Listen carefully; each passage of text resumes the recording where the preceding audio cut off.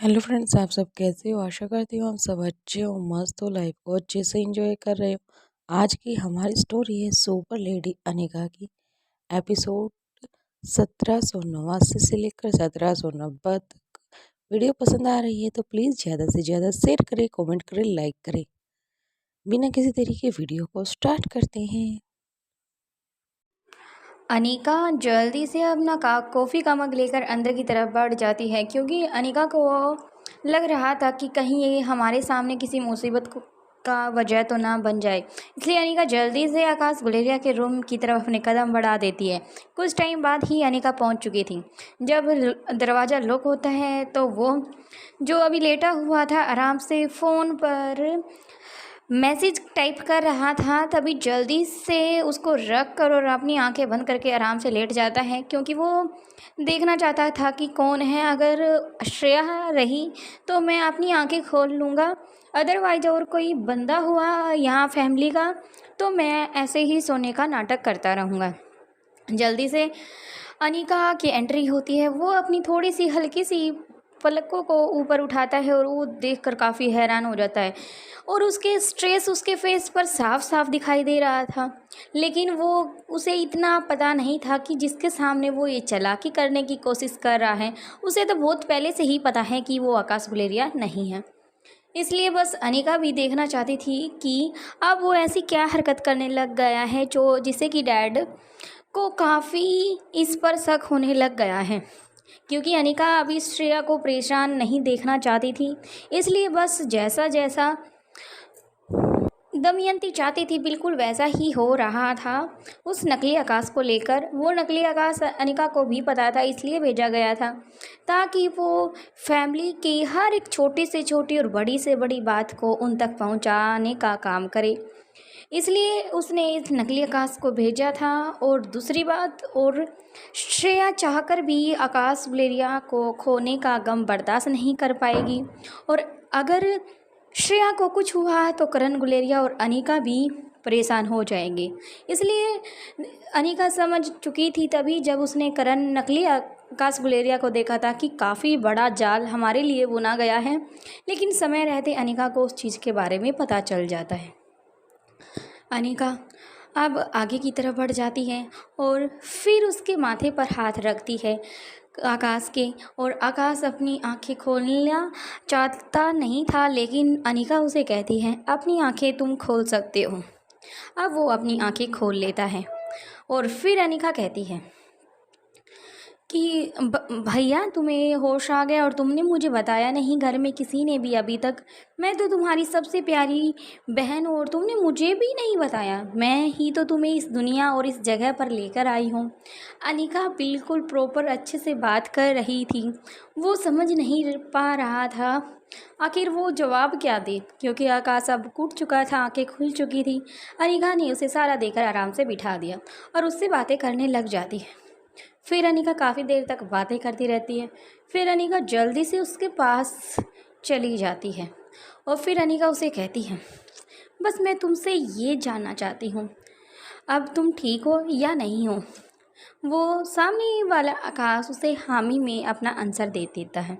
फिर अनिका अपनी बात को जारी रखते हुए कहती है अगर तुम्हें अच्छे से होश आ गया है, तुम्हें समझ आ गया है, तो फिर अनिका उसे कहती है कि जो तुम हो वो मुझे पहले से या कहें कि बहुत पहले से पता है।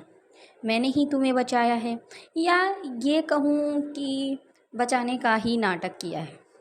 अब आकाश के फेस पर कन्फ्यूजन काफ़ी दिखाई दे रही थी। फिर अनिका उसके सिर पर हाथ रखती है और कहती है प्लीज़ शांत हो जाओ। कि फिर आगे कहती है अपनी बात को जारी रखते हुए आकाश की जो बेड था उसके इर्द गिर्द चक्कर लगाते हुए कहती है कि मैं तुमसे बस ये पूछना चाहती हूँ, तुम्हें यहाँ रहना है या फिर जाना है।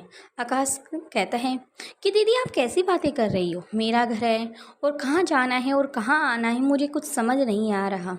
फिर अनिका कहती है कि तुम तो नादान बनने की कोशिश कर रहे हो, लेकिन नादान तुम हो नहीं। अनिका की बात सुनकर फिर आकाश कहते हैं दीदी आपको जो कहना है अनिका मुझे साफ साफ कह सकती हूँ। फिर अनिका आराम से बेड पर आकाश के बिल्कुल सामने आकर बैठ जाती है।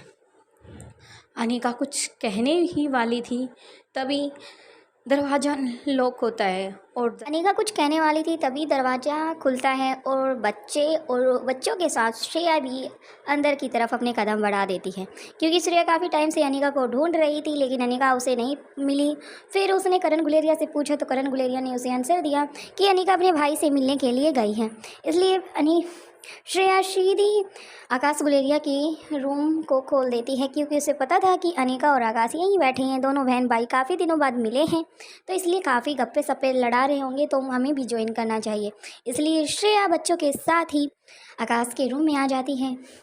फिर आराम से श्रेया आगे की तरफ बढ़ती है और बच्चे तो बस अब आकाश के इर्द गिर्द ही चक्कर लगाकर बैठ जाते हैं। फिर श्रेया कहती है कि भाई बहन का अगर प्यार और बातें हो चुकी हों तो मैं कुछ खाने का इंतज़ाम कर सकती हूँ। अनिका कहती है कि श्रेया यहाँ आओ, यहाँ पर बैठ जाओ, तुम भी हमारे साथ बातें करो, क्योंकि तुमसे भी मैं काफ़ी लंबे टाइम के बाद मिली हूँ, तो इसलिए तुम यहाँ पर आकर बैठ ही जाओ, पहले हम बातें करते हैं उसके बाद कुछ देखते हैं। श्रेया कहती है ठीक है अनिका, जैसा तुम्हारी इच्छा। श्रेया भी चेयर लेकर वहाँ पर आराम से बैठ जाती हैं, सभी आराम से बातें करने लग जाते हैं। फिर अनिका श्रेया से कहती हैं कि अब तो आकाश की कंडीशन काफ़ी अच्छी है। तभी श्रेया कहती है बस तुम्हारी ही दया है, अगर तुम ना होती तो पता नहीं मेरा क्या होता। फिर अनिका कहती है कि ऐसी क्या बात कर रही हो तुम। फिर श्रेया कहती है तुम्हें पता है ना, मैं आकाश के बिना अधूरी थी और अधूरी ही हूँ। अब आकाश आ गया है मेरी ज़िंदगी में, तो मेरी फैमिली और मैं पूरी हो चुकी हैं। फिर कहती है अनिका अच्छा भाई, अब आकाश ठीक है। फिर श्रेया कहती है हाँ, क्योंकि राजलक्ष्मी ने और मैंने दोनों ने मिलकर ही इसकी देखभाल, हर टाइम पर दवाई देना, टाइम पर खाना खिलाना, टाइम पर सारी चीज़ें की हैं, तो इसलिए इसकी कंडीशन पहले से काफ़ी अच्छी है, या ये कहूँ कि बहुत अच्छी है। फिर अनिका कहती है हाँ बहुत अच्छी है भाई, मुझे दिखाई दे रहा है। फिर दोनों बातें करने लग जाती हैं, आकाश के साथ सभी बातें कर रहे थे। फिर रिया भी आराम से अपने मामू के साथ बातें करने लग जाती है, काफ़ी देर तक ऐसे बातें करते रहते हैं। फिर अनिका कहती है कि हमें चलना चाहिए, टाइम बहुत ज़्यादा हो चुका है। फिर श्रेया कहती है कि अभी कहाँ, तुम कल चले जाना, लेकिन अनिका क्या मना कर देती है, कहती है कि मुझे अभी जाना होगा। फिर अनिका और श्रेया दोनों वहाँ से बाहर की तरफ अपने कदम बढ़ा देती है। अनिका श्रेया को एक रूम से दूर ले जाती है, फिर उससे बातें करने लग जाती हैं। कहती हैं कि तुम्हारा आकाश अब ठीक है ना। श्रेया कहती है हाँ बिल्कुल ठीक है, तुमसे अच्छे से बातें वगैरह कर रहा है ना। फिर श्रेया कहती हाँ। फिर अनिका ऐसे ही कुछ कुछ पूछती रहती है उससे क्वेश्चन, श्रेया भी उसका आंसर देती रहती है। फिर श्रेया अनिका से कहती है अपनी कमर पर हाथ रखते हुए, भाई तुम मुझसे इतने क्वेश्चन क्यों कर रही हो, ये हमारा हस्बैंड और वाइफ के बीच की कुछ कड़ियाँ और कुछ बुनियादी बातें होती हैं जो मैं तुम्हें नहीं बता सकती, इसलिए तो प्लीज़ उन्हें पूछने की कोशिश मत करना। अनिका कहती है कि नहीं, मैं तुम्हारी कोई पर्सनल बात तुमसे नहीं पूछना चाहती, बस यही बताना चाहती हूँ कि अभी आकाश बिल्कुल ठीक नहीं हुआ है, तो प्लीज़ उससे थोड़ी दूरी ही बना कर रखना। फिर श्रेया नाराज होने की एक्टिंग करते हुए कहती है अनिका कितने दिन हो चुके हैं मुझे आकाश के साथ रहती हूँ, बातें करती हूँ, और फिर तुम कह रही हो उससे दूर रहने के लिए। मेरा आकाश अब बिल्कुल ठीक है। अनिका कहती है वो दिखने में भले ही ठीक हो, लेकिन मानसिक और शारीरिक रूप से ठीक नहीं है। श्रेया भी सोचने लग जाती है कि अनिका कहीं ना कहीं ठीक ही कह रही होगी, क्योंकि ये एक बड़ी डॉक्टर है और मुझसे ज़्यादा इसी को हर चीज़ की नॉलेज है। इसलिए श्रेया कहती है ठीक है जी, जब तुम बताओगी तभी मैं कुछ अपने साथ। श्रेया कहती है कि जब तुम कहोगे तभी मैं आकाश के पास ही जाऊंगी। फिर अनिका और श्रेया बातों को ऐसे ही जारी रखते हुए नीचे की तरफ आ जाते हैं। अब बच्चे भी नीचे आ चुके थे, क्योंकि श्रेया ने उन्हें कहा था कि तुम जल्दी नीचे आ जाओ, क्योंकि आकाश के नींद का टाइम हो चुका है, इसलिए उसे रेस्ट करना ज़रूरी है। फिर सभी बच्चे नीचे आ जाते हैं और रिया का करण गुलेरिया सभी फैमिली में जितने भी मेंबर्स थे सभी आ जाते हैं और सभी एक साथ बैठकर बच्चों की मस्ती को देखने लग जाते हैं, आराम से बैठे रहते हैं। काफ़ी देर तक ऐसी नोक झोंक मस्ती मजाक चलता रहा। फिर अनिका कहती हैं कि अब हमें चलना चाहिए। फिर श्रेया भी कहती है कि तुम्हारी जैसी इच्छा।